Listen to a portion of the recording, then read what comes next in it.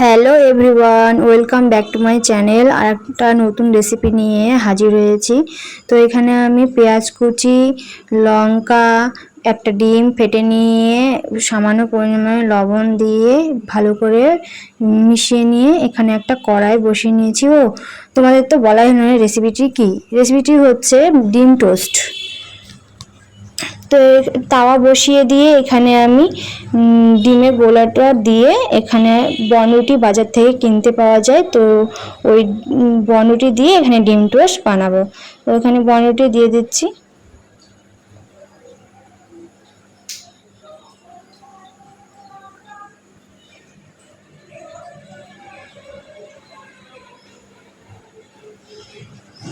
এক পিসটা হয়ে গেছে। এবার অপর সাইডে ডিমের যে অংশটা বেঁচে ছিল, তো ওই ডিমের গোলাটা দিয়ে দিলাম, দিয়ে এবারে উল্টে দিব।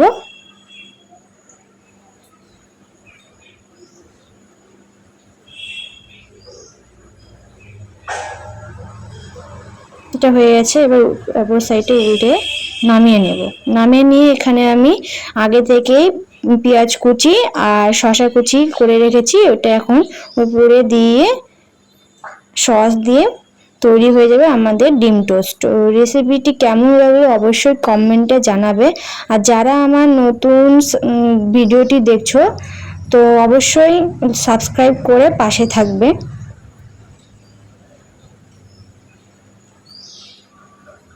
ভিডিওটি দেখার জন্য সবাইকে অনেক ধন্যবাদ।